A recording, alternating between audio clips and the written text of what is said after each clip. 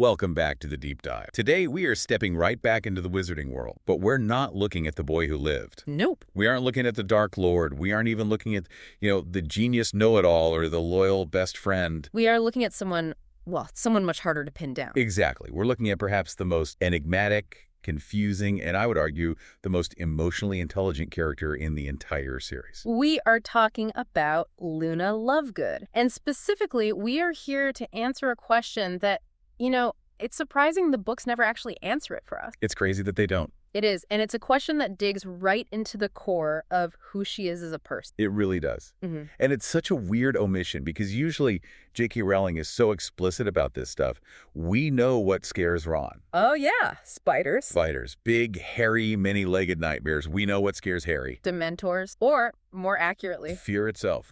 As Lupin points out, mm-hmm. we even know what scares Neville, at least in the beginning. Which is Professor. Which is, objectively hilarious, but also completely understandable. Totally. But my point is, we have this clear roadmap of fear for almost every major character because Rowling uses the Boggart. Right. The Boggart, this magical creature that shapeshifts into your worst fear, is there to externalize their internal psychology. It's a brilliant literary device. It's perfect. It shows us, rather than just telling us, what makes a character tick. And then there's Luna.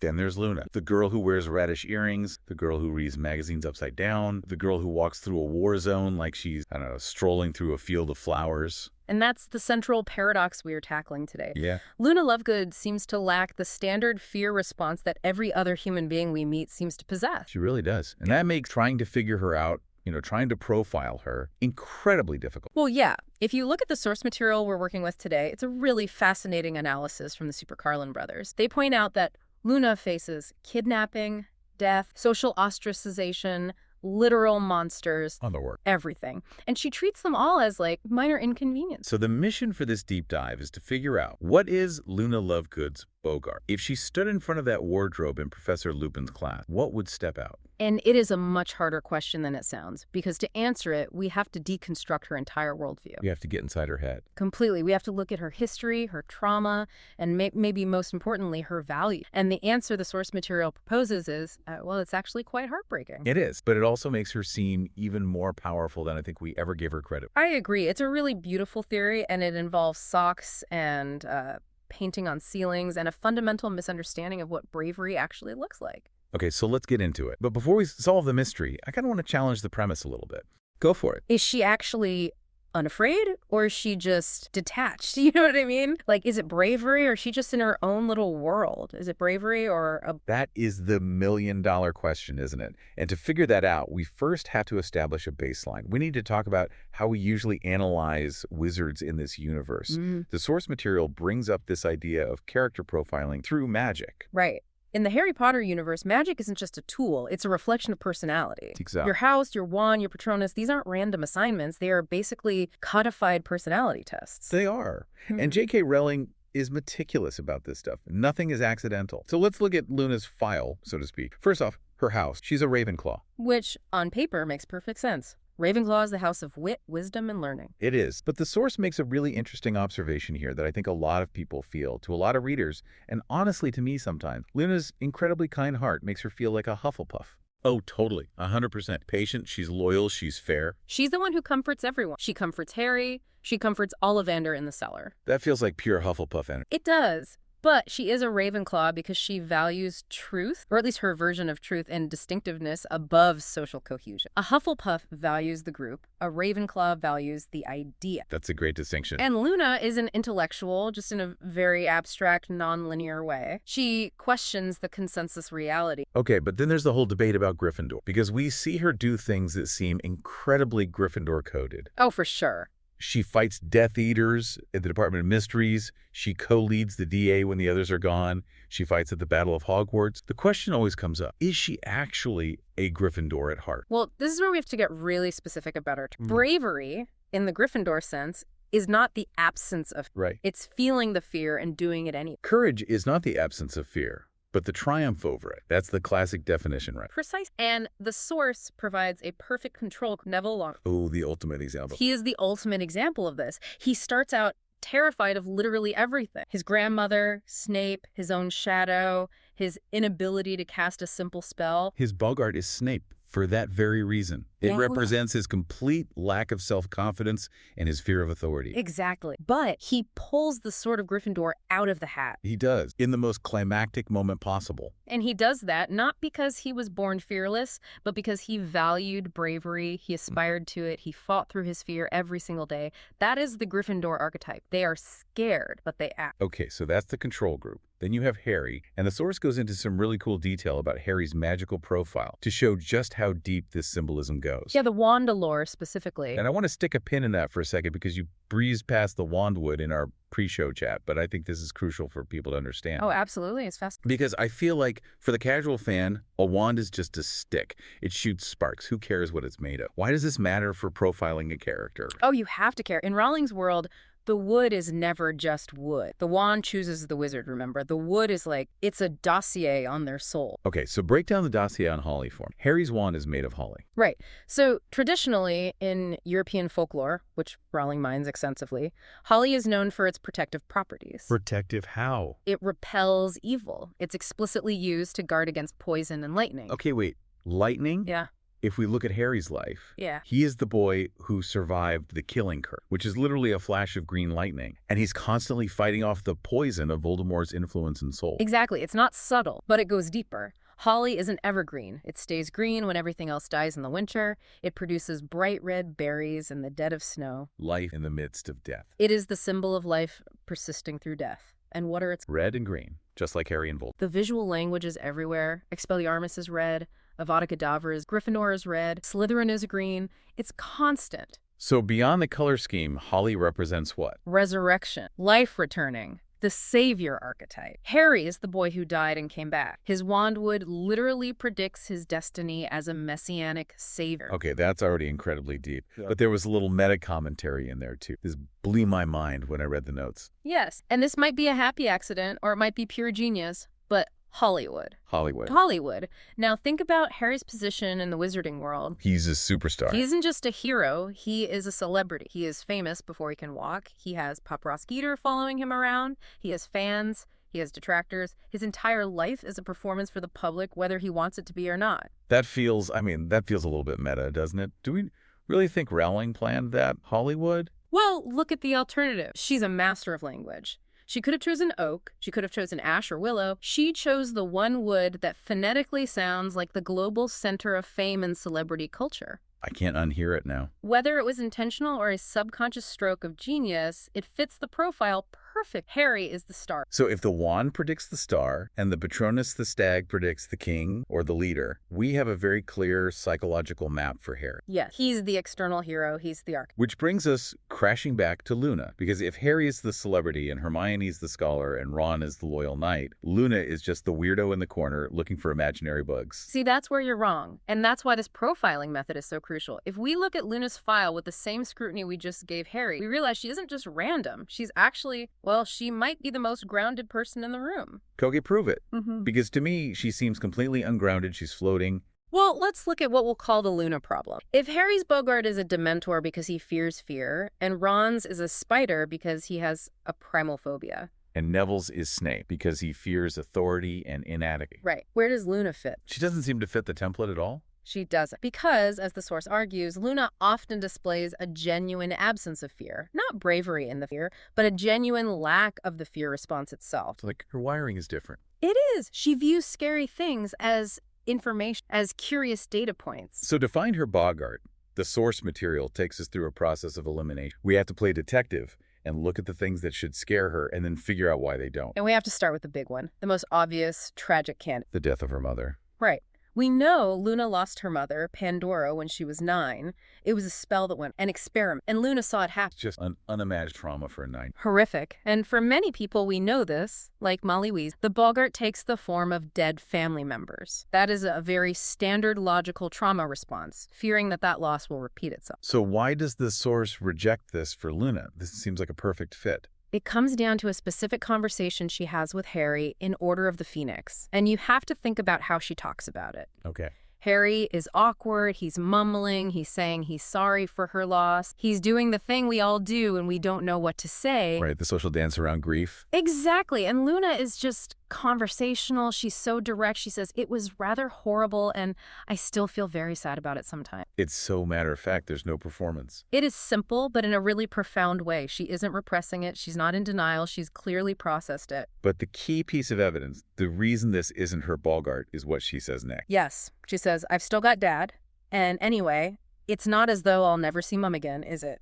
That line always hits me so hard. It's not as though I'll never see Mum again. It's said like a fact. It is. And that is the absolute crux of it. Luna operates on pure, unadulterated faith. Now think about Harry. Harry has seen ghosts. He's seen his parents in the Mirror of Erised. He's seen them in the graveyard from Praetorian Cantetum. He has actual proof of an afterlife. He has tangible evidence. Luna doesn't. She just believes. Her faith insulates her from the terror of death. I have to play devil's advocate here for a second. Please. Because that sounds level. Oh, she believes in the afterlife, so she's not scared. But is that really how it works? What do you mean? I mean, people with deep faith still grieve. People who believe in heaven still cry at funerals. Yeah. Just because you believe you'll see your mom again in 50 years doesn't mean you want to die today. It doesn't mean you wouldn't be terrified of a Death Eater. It feels like we're giving her a pass just because she's quirky. That is a fair pushback. Faith isn't usually a sedative. But this is where we have to look at the other evidence. Look at the Thestral scene. Okay. Candidate number 2, monsters and terrifying creatures. Exactly. And the Thestrals are the perfect test case. So set the scene for us. This is in Order of the Phoenix. It is. It's the start of term. It's September. It's Scotland, so it's probably freezing and damp. The horseless carriages are pulling up to take the students to the castle. Everyone else is bundling into them, desperate to get to the warmth. And where is Luna? She's standing by the gate, away from everyone else. She is standing in the mud. She is barefoot because the other kids have hidden her shoes. Oh, so cruel. And she is hand-feeding a raw, bloody steak to a creature that looks like a horse skeleton wrapped in black cling film with bat wings. When you describe it like that, it's actually horrifying. It's body horror. It's grotesque. Thestrals are spooky, let's be honest. They are skeletal, reptilian, winged horses that are invisible to most people because you can only see them if you've witnessed death. They look like death and the source contrasts Luna's reaction to everyone else's, right? It's a great comparison. Let's look at the others on that flight. Hermione. She can't even see them, but the idea of them makes her panic. She's anxious. She's muttering, oh no, I don't like, holding on for dear life. Ron falls off immediately and declares, never again. Harry has to lock his legs around the wings just to feel secure. He's the hero, and he's still nervous. And Luna? Luna is sitting side saddle. The side saddle. As if it's the most normal thing in the world. Adjusting her robes like she's on a park bench. She's treating this terrifying skeletal beast like a pony at a local petting zoo. And there's that detail about her feeding them. Yes. Back at the start of the year, she stands out in the cold, barefoot, feeding them raw meat. She tells Harry they're actually quite gentle. She understands them. You can't have a Boggart be something you feel affection for. You just can't. So monsters and Thestral definitely crossed off the list. So you're saying it's not just that she ignores the fear, it's that her brain doesn't process monster when she sees Thestral. She processes misunderstood creature. Precise. She empathizes with the monster. And you can't truly fear what you empathize. Okay, let's escalate then. What about actual combat?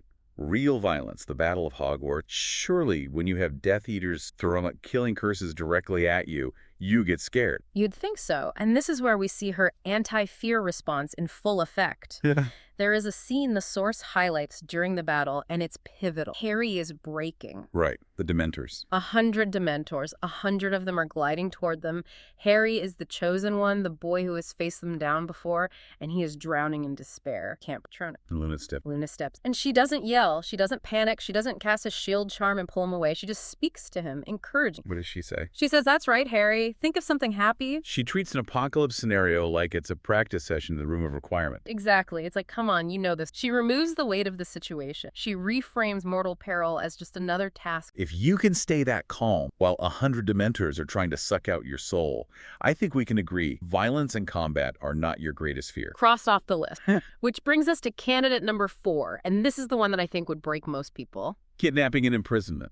Being held hostage. Luna is taken by Death Eaters and locked in the Malfoy cellar for months. And we know this absolutely wrecked her father. Xenophilius is destroyed by this. He betrays Harry Potter just for the chance to get her back. He describes it to Harry as nightmare. And he's right. It's dark, cold, damp, and you're surrounded by murderers who could come down and kill you at any moment. So what's Luna doing when the trio gets down there to rescue her? She must be a mess. You'd expect her to be crying in a corner, right? Rocking back and forth. At the very least. Nope. Hermione is screaming upstairs under Bellatrix's torture, which is genuinely horrifying, and Luna is in the dungeon. And I want you to picture this. It is pitch black. The stone floor is freezing. There is the smell of rot, and what's Luna doing? she's just existing. The source notes that she's calmly focusing on sock-related contents or other minor distractions. She's not traumatized by the imprisonment itself. She adapts. She endures. So kidnapping isn't the Boggart. So we're running out of options here. This is crazy. She doesn't fear the death of a parent. She doesn't fear monsters. She doesn't fear combat or Dementors. And she doesn't fear being kidnapped by terrorists. What is left to be afraid of? Exactly. What is left? This is where the source material makes a really brilliant pivot. And it's the classic detective move, right? When the evidence doesn't fit the profile, you have to change the profile. Right. If we can't find what she fears by looking at scary things, we have to look at what she values. Because a Boggart attacks what you value. It threatens the thing you hold most dear. Exactly. If you value your life, the Boggart becomes something that will kill you. If you value your family, Molly. The Boggart shows them dead. If you value your reputation or competence, like Hermione failing a test, the Boggart attacks that. So the question isn't what scares Luna Lovegood. The question is, what does Luna Lovegood value most in the entire world? And the answer is painted on her bedroom ceiling. It is. This is one of the most touching and frankly heartbreaking details in the entire series, and it's so easily missed if you're just breezing through the books. I want to take a moment to visualize this. Yeah. Because the movies, bless them, they show the painting, but they don't give you the microscope view that the book does. No, they don't. You lose the most important detail. So Harry walks into this room at the Lovegood house, and it's a standard teenager's room, mostly. But he looks up, and on the ceiling, there are these 5 faces. Harry, Ron, Hermione, Ginny, and Neville. And Rowling writes that they're painted so well they look like they're weaving in and out of each other. It's moving. And connecting them all are these golden chains. Right. These shimmering golden chains linking all 5 portraits. It looks like a beautiful piece of art, a necklace of our friends. But then Harry steps on a chair. He gets close, and he realizes it's not a chain. It's not a chain at all. It's ink. It's a word. A single word scrawled over and over and over again in tiny golden handwriting thousands of times to form the links of the chain. And the word is friends. Friends. Friends. It's almost manic. It's obsessive. I mean, let's be honest. If you walked into a stranger's house and saw your face on their ceiling surrounded by the word friend written 10,000 times, you would back away slowly and call the... You would. You absolutely would. It's objectively creepy out of context, but in the context of Luna, it's just tragic. Why tragic? Because you have to ask yourself the question. Right. Why does someone need to remind themselves that they have friends? Because for 14 years of her life, she didn't have any. Exactly. People don't paint breathing on their... You don't obsess over things you have in abundance. You obsess over the thing that you are starving for. And Luna Lovegood has been starving for connection her entire life. So this painting is not a celebration. It's a life preserver. It's a mantra. It is the anchor for her entire reality. She is holding on to that concept, friend, with a white-knuckled grip. And we have to remember the context of her life at Hogwarts before she met Harry in the group. She wasn't just ignored. She was actively bullied. They called her Loony Love. Right. They stole her belongings every term. Yeah. They hid her shoes. They laughed at her when she walked down the hall. She spent her formative adolescent years completely and totally isolated. She didn't have a clique. She didn't have a best friend. She had the Quibbler and her own thought. That's it. So the repetition of the word friends on the ceiling isn't just art. It's a manifesto. It's her convincing herself that this new reality is real and won't disappear. It is a shrine to connection. And so the source argues that the repetition of that word suggests an intense, almost desperate valuation of the bonds she has finally. She doesn't care about being popular. She doesn't care about being understood by the mass. But she deeply, profoundly treasures the specific friend. Because she knows what the alternative is. She lived it. Exactly. She knows the silence. She knows the emptiness. So if we follow the logic, Luna values friendship above all else. Her friends are her anchor to reality. Therefore, her greatest fear is the opposite of that. Her Boggart is loneliness. It is being utterly and completely alone. It is the absence of that connection. Okay, so that makes perfect emotional sense. It clicks. But here is the problem, and the source brings this up, the practical problem. How does a Boggart turn into loneliness? Right. This is the big logical hurdle. A Boggart is a shapeshifter. It needs a form. A spider has legs. A Dementor has a hood. A dead body has a face. But loneliness, isolation, that isn't a thing. It's an absence of a thing. It's a void. It's a void. So if Luna walked up to that wardrobe and the doors creaked open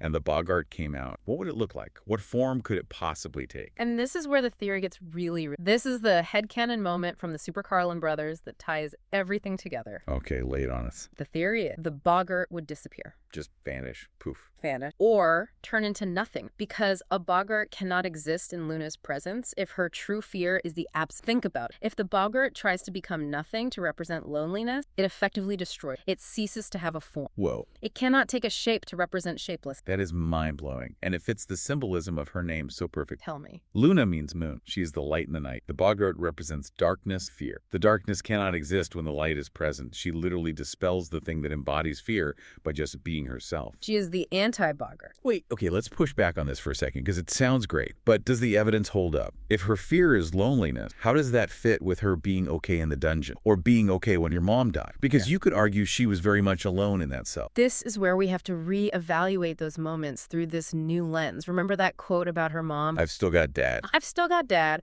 Before, we looked at that as evidence of her faith in the afterlife.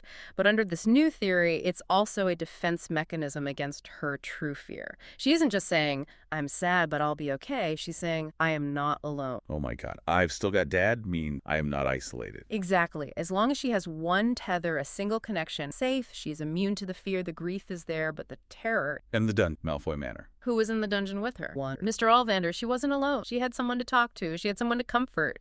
As long as Ollivander was there, the void, the true Boggart, couldn't get her. The physical darkness of the cell didn't matter. The torture happening upstairs didn't matter. None of it mattered as much as the fact that she was not by herself. The only thing that would have truly broken Luna Lovegood is if she had been left in that dark cellar completely, utterly for months. That completely changes how I see her. It makes her resilience seem so much more specific and honestly so much more human. Yeah. She's not invincible. She just has a very specific kryptonite. And she spends her life actively building a shield against that ceiling paint. That's her armor. Those golden chains are literally binding her to sanity. This brings up such an interesting point about characters we think of as simple. Luna is often written off as the comic relief or the manic pixie dream girl of the wizarding world. She's airy, she's weird, she's quirky. She's loony. Right. But this theory proves she has an incredibly complex internal drive. She isn't simple at all.